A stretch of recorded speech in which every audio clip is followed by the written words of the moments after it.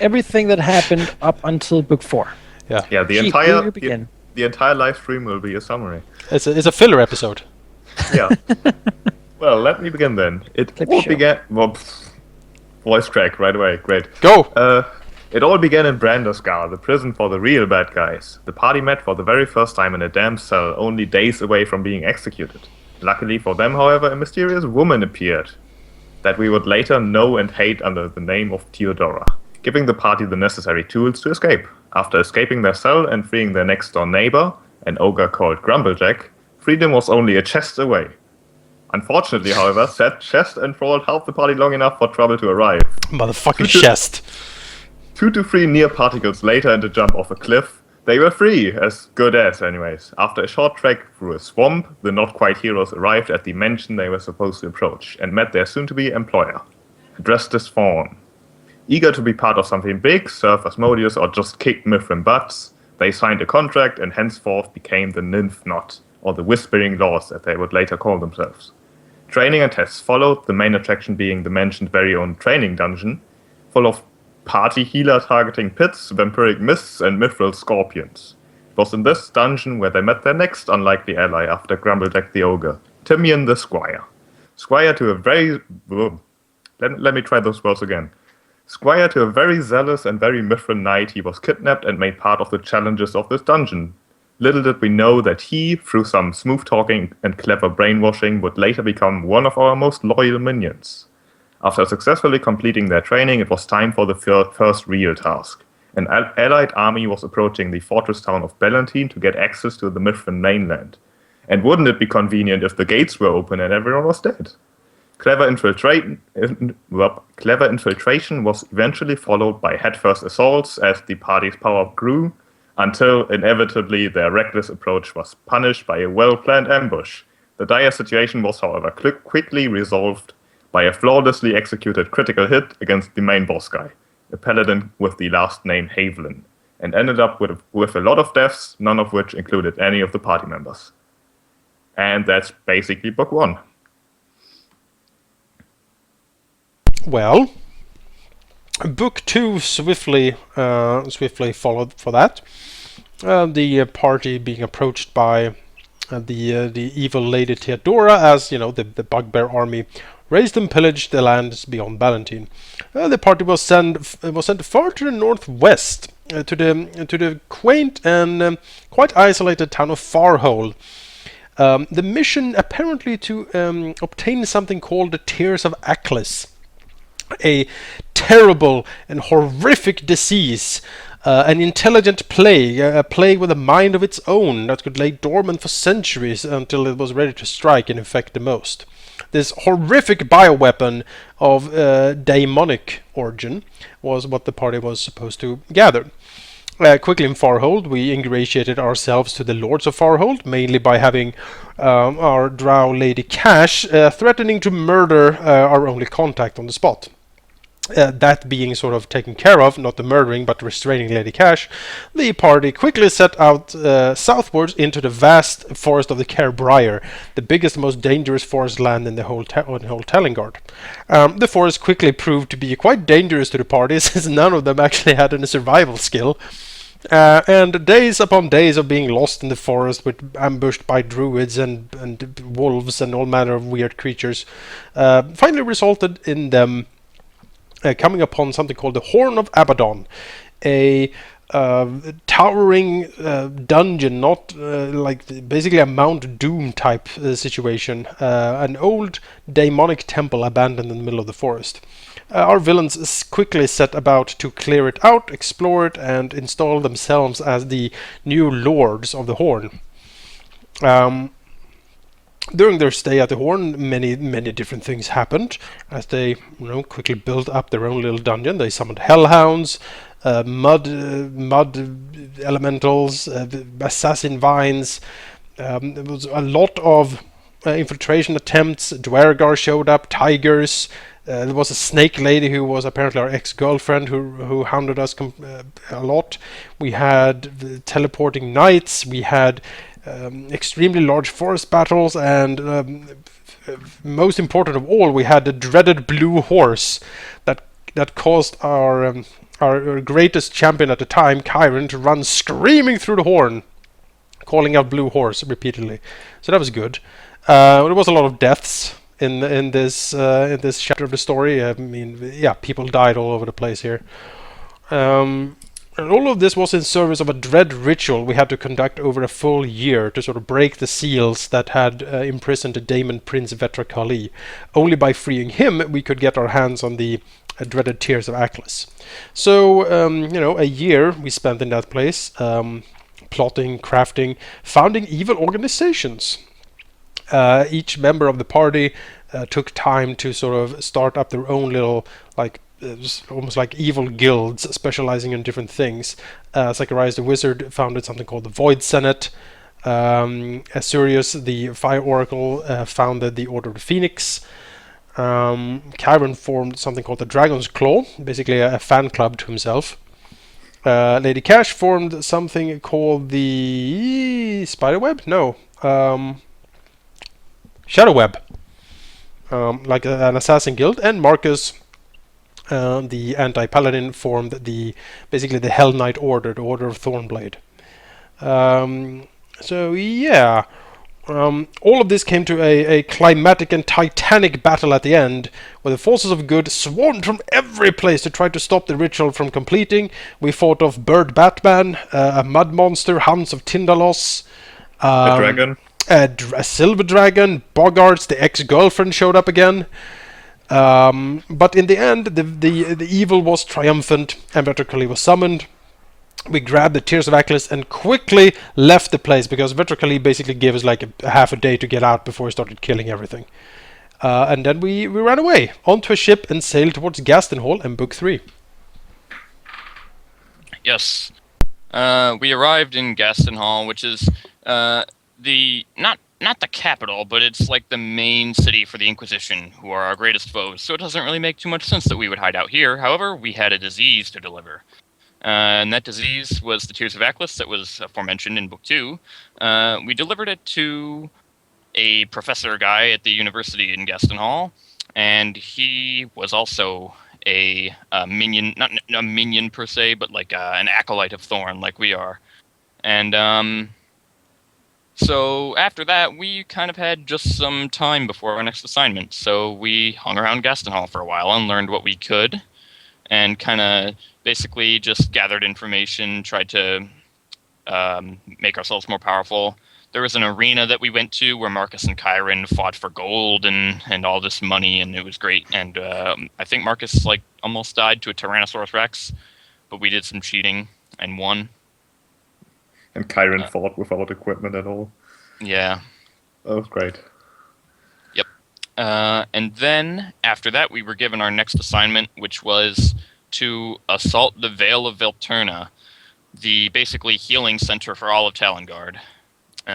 It's basically where everyone good goes to get their good noises going, and they just are good together, and it's good. And we hate it, so we had to go destroy it. So we gathered the Bugbear Army, which was conveniently done doing their thing up by Valentine. And we assault the Vale with our Hell Knights, and we got some vampire allies in Gastenhall, that kind of thing. We also got a Medusa ally. Basically, Gastenhall was just gathering allies. And then we assault the Vale, where we take the gate and we kind of swarmed into the Vale, and we just destroyed the whole thing, and it was great. So we did have two more threats to face, though. After we had taken the main town in the Vale Sanctum, we had to face the Phoenix on the hill in the lake, and we had to root out all the goodness from the cathedral further north in the Vale. So we kind of boated over to the lake, and we had to fight some big birds that weren't quite phoenixes, but they were like wannabe phoenixes. We then also had to fight some angel protectors, not necessarily angels, but like I don't like to use the word wannabe again, but they're basically wannabe angels. They were celestials and stuff. And we fought them. and we fought the big birds, and then finally we got to the climactic battle with the Phoenix, and Marcus was being carried away by one of these giant birds, and that managed to get prevented, and so then he marched/flew right up to the Phoenix and killed him in a single round, which was cool. And then we got rid of the important magical flame that was on the island. And we got some Phoenix eggs that were worth a lot of money. And I think they were worth money. And so we sold them and we got some money.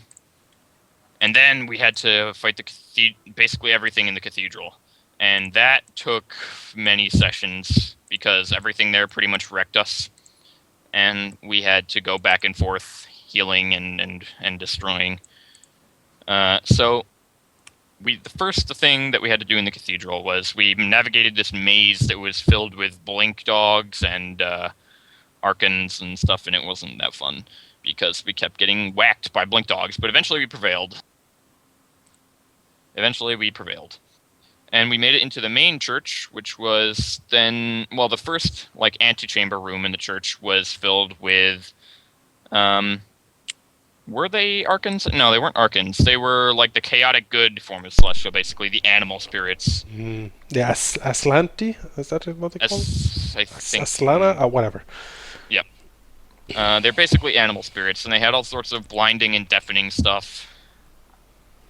And they were very annoying fights, but we ended up winning, and it was cool. Because winning is always good. Not winning is never not good. Wait. See, I'm confusing myself now. Anyway, we advanced further into the cathedral and fought some kind of regular foes. And then we descended into the... important thing, actually, about the main room of the cathedral. There was a big flame at the end, and we could see the shadow of some things hulking behind there. And we could hear crying.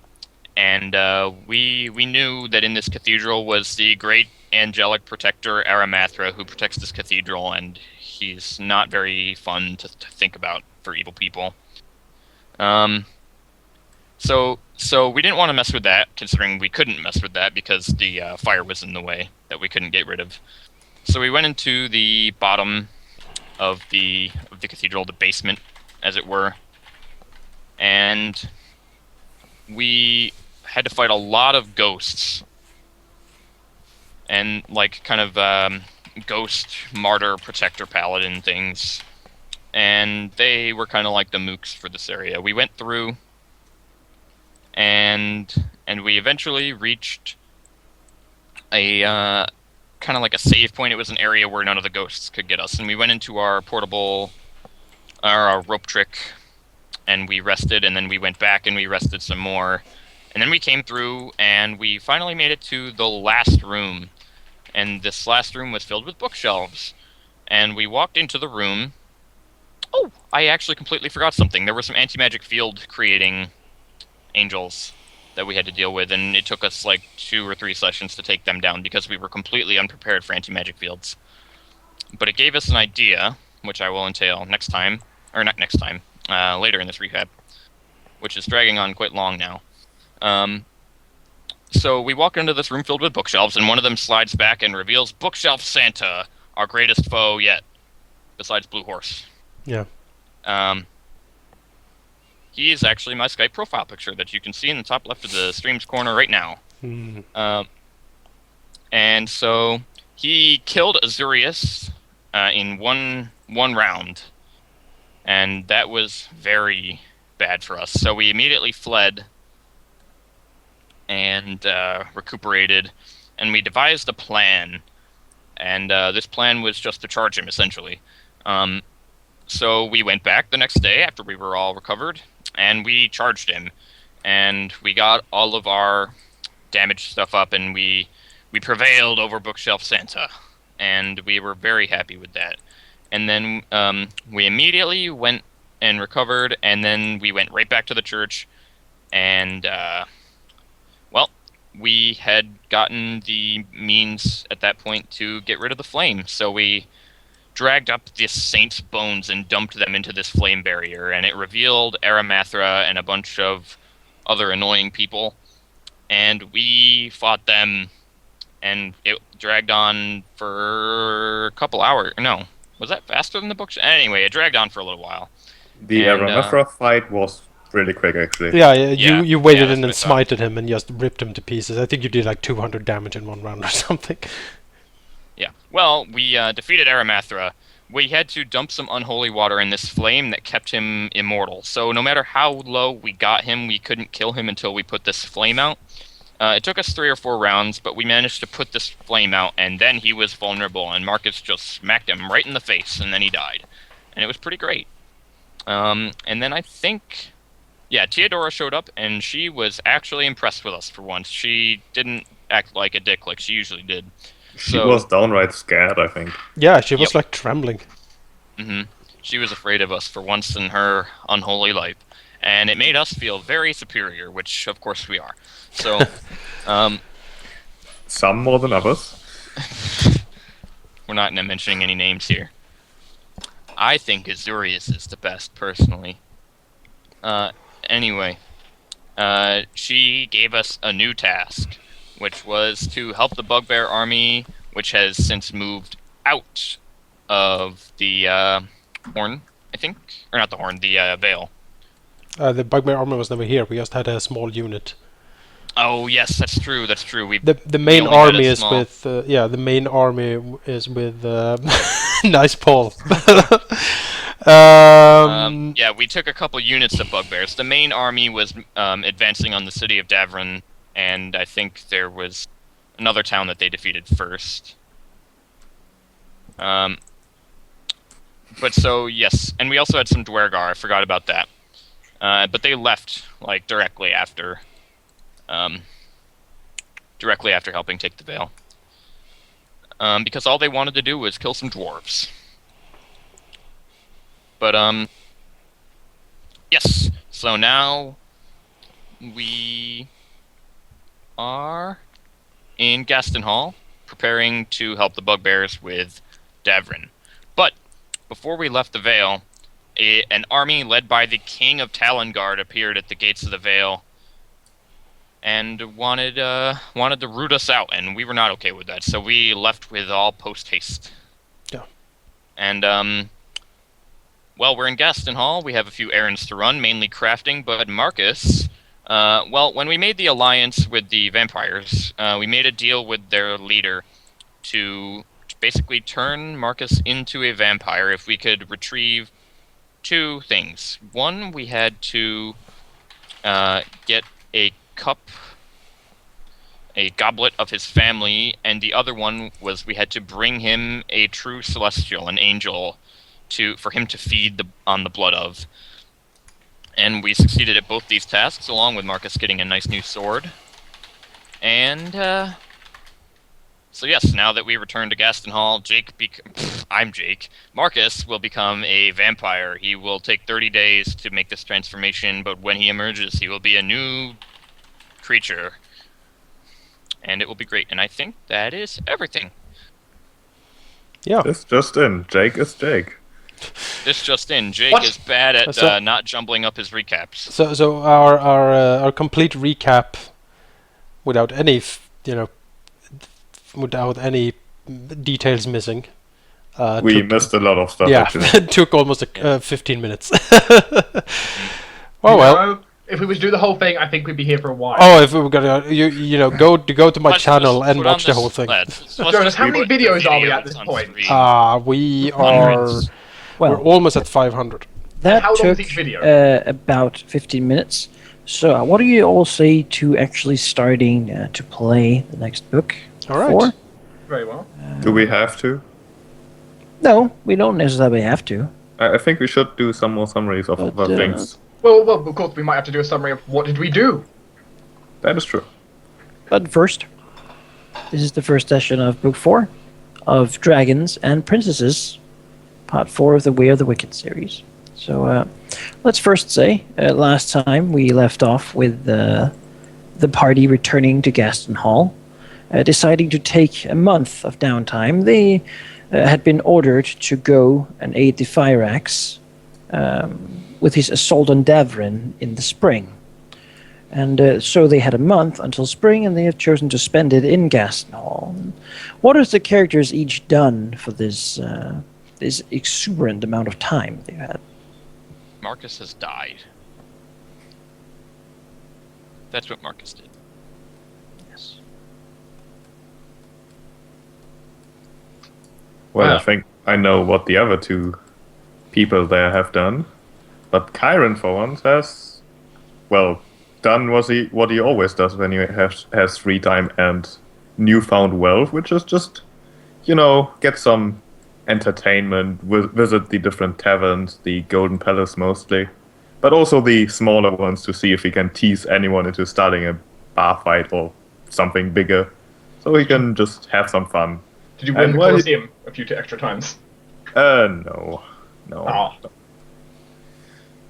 And while doing that, maybe he had a chance to hear a rumor or two about what happened in the Vale. Maybe he has even heard that he is famous. At least that was what he was hoping for, at least. Like stories about the infamous half-dragon man who has single-handedly conquered the Vale and defeated the king's army or something. That would have certainly been something. Strangely not. Huh. So, what has Azurius been doing? That's a great question for me to answer for everyone. Well, Azurius has spent a lot of time locked up inside of the crafting workshop. You have noticed things generally change. Some of his equipment seems to have gone. He's been walking around seemingly without a suit of armor and instead just a very, very nice and very extravagant-looking robes. He looks quite fancy now. In addition, his long spear seems to be glimmering very slightly. A few other things he's been working with Cash, upgrading her weaponry, and asking Zacharias to make him some items. And then he spent a day in the town just doing whatever he felt like at the local bars, or just wasting his wealth as he needed some relaxation after a month of crafting. Sorry, sheep. So anyway, we'll move on to Jonas then. Sure. Zacharias has been locked in his lab for most of the time. He has withdrawn a lot from the party. Actually, he hasn't really shown his face much. He doesn't need to eat anymore. He rarely sleeps. And he has been basically any request that brought to him has been met by a really annoyed scowl and a muttering. But he has undertaken some of the requests and sort of delivered the items by minion, by Voidsen student has had to carry out his things basically to the different party members. Apart from that, he has been very much cooped up and basically avoiding contact by anyone and everyone. If anyone in the party has passed by his door, they might have noticed, especially Azurius, who is certainly versed in magic, that his room seems to be heavily warded to not let anything in or out, basically. At the end of the period, though, he has shown up, and basically when the month is out, so to speak, he's the one sort of calling the rest of the party to the conference room. Of course, what did Cash do? Well, none of you have seen much of Cass beside the talk of making items and weapons, but most of you haven't seen her that much. She's been in her room, and that's you couldn't even hear anything from her room. It's just been silent. Oh, and he's lonely. She's not lonely. She's never lonely. Wait, you've lost So- Trick? And so the day has arrived where you had previously agreed, after 1 month, to have a little meeting and discuss what to do next and where to go. Perhaps that is already very clear. Regardless, talking is certainly the first step to going anywhere.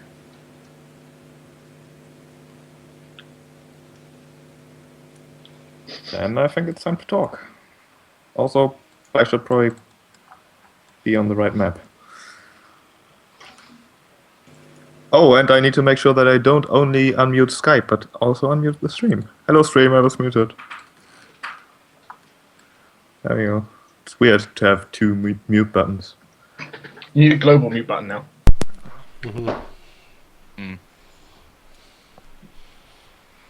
So, Apparently Marcus is hiding in a corner. Is it? Well, I don't know. Has Marcus made his grand appearance yet? I don't know, has he? I don't think so. Alright. Oh, he He's hasn't. gonna. He has not. I think he's he's not gonna been creep here. gaseously through the floor. No. Okay, yes. I mean, you could have the moment where Do we have like the windows smash open at a full moon and bats swarm in? Are you gonna do an entrance like Desidar? Yeah, that desert failed. Yeah, just like pop, hello. No, I like the violent bat swarm. Hang on, let me see what kind of things I can do as a vampire. a lot. We expect a description and a highly well thought out plan. Oh yeah. Also, of course, remember you have spider climb as well as Elf now. Well, I Claps. mean, I can create 1d4 plus 1 bat swarms as a standard action See? once per day, and then I can become a dire bat at will. Yeah. Yeah. So I might do the bat swarm. Well, describe So it. you guys begin your Sure. conversation, and I will interrupt rudely at any point I choose. Very well. Greetings, everyone. Zacharias Greetings. looks particularly dour this morning, glaring about. Like always. No, he's even more dour than usual. Wow. What? Yeah. How is that even possible? I don't know. know. He glares around. Ugh. So, has anyone heard from Marcus over the last since we sent him off to his appointment?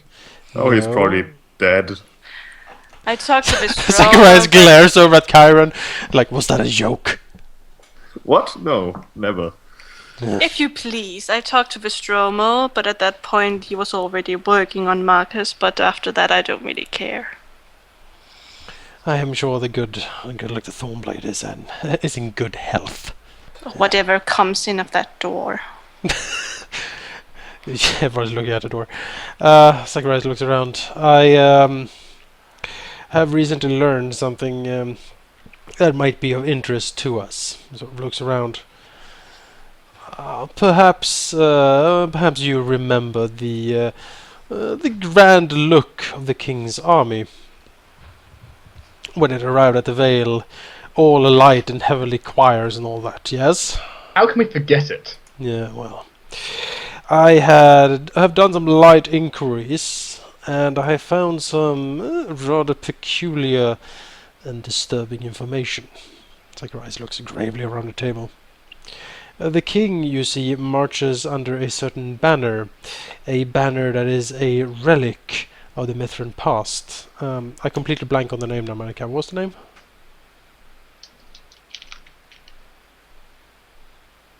Interesting. The Malachi? name is Yes. Just a second. Hi, my name I is... will write it for you. It's like Boba Fett quotes from Star Wars. His best one is Yep. No, his best one is you can run, but you can only die tired. I don't think he ever said that. He should actually have. did. He did? Well, wait, that's not canon anymore. It was in one of the comic books they made. Yeah. See. It's not canon anymore. I like how we can instantly switch from Way of the Wicked to Star Wars. We're waiting for Anytime. Malachi to Without find a missing a Bring beat. It. waiting for Malachi to find a name. Immersion shattered. Good work, Tina.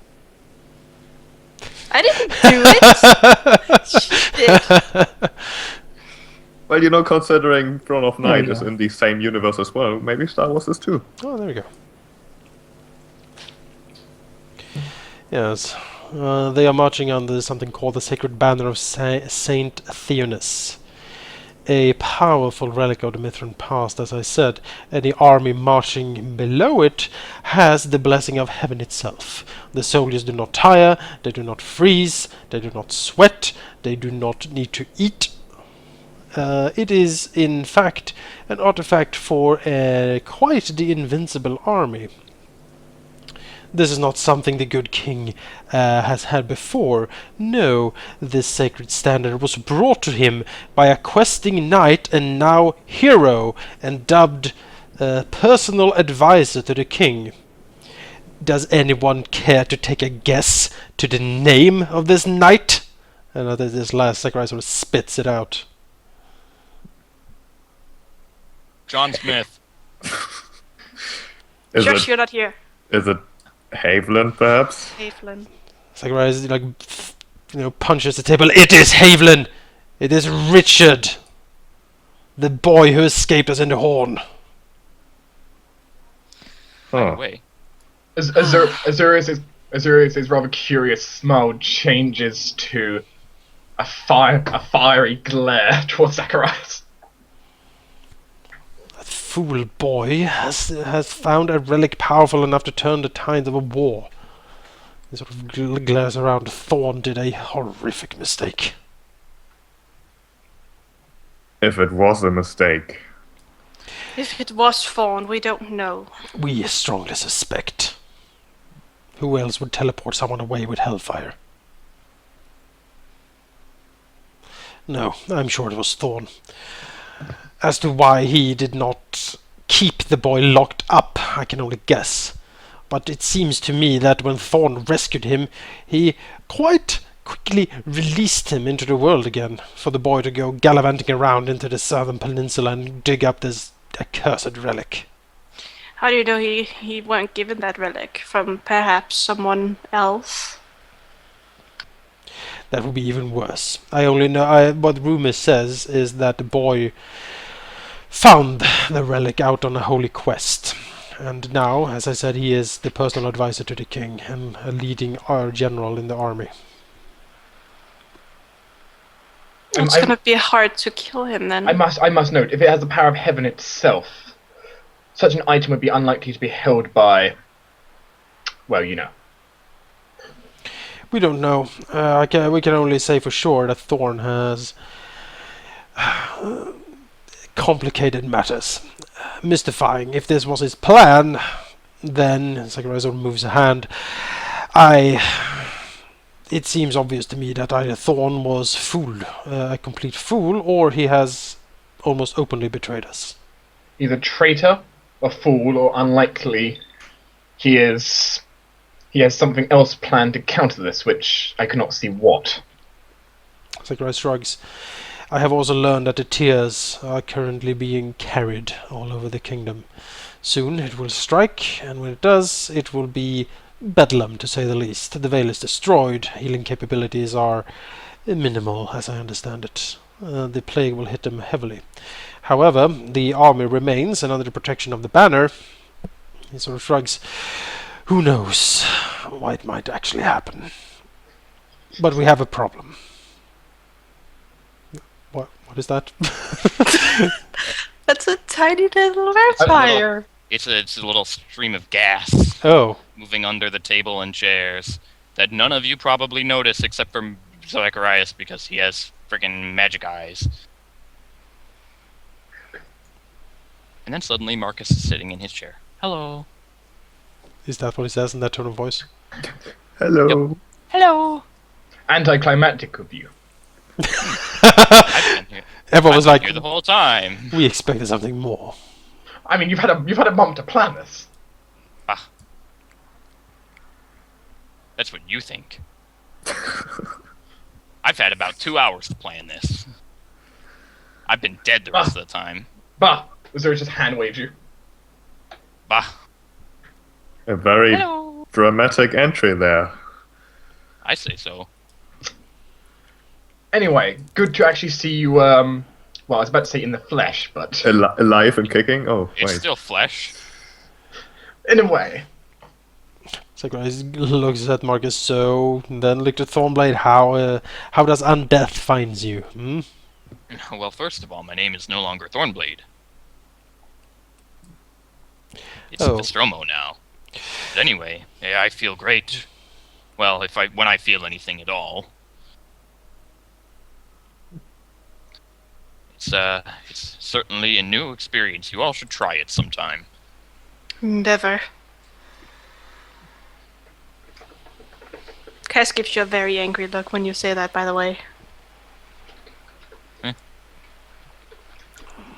Zacharias looks up and down at Marcus. So then, Lictor of Estromo, what new powers do you possess in your new refined form?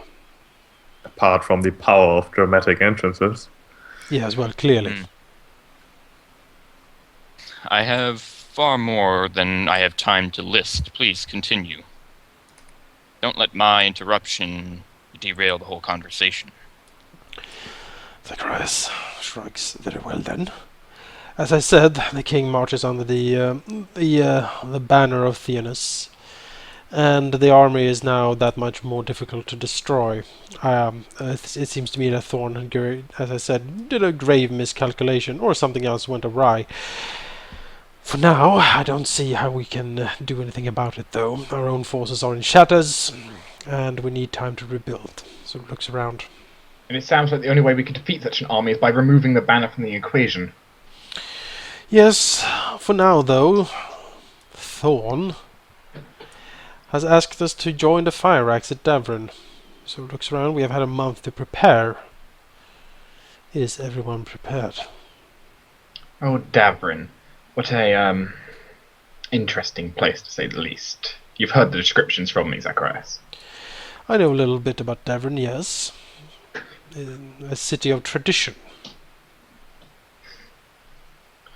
The place is known for its nobles and tradition. It's an interesting place, to say the least. Some memories there which some are good, some not quite so fond. Yeah, Sakura sort of looks over at the series. You were from Davron, were you not? The local area near Davron. Though I grew up a large bit there. 14 and above. I spent a lot of time there. Sakura nods to himself. I see. A happy childhood, and I take it he sort of smiles maliciously. As happy as a war can create. Ah, yes. Well then, I suppose that you know the most of the city. I have never visited myself. Not my scene, as the saying goes. Well, it's been a while since I've been there. It's been... He breaks for a second.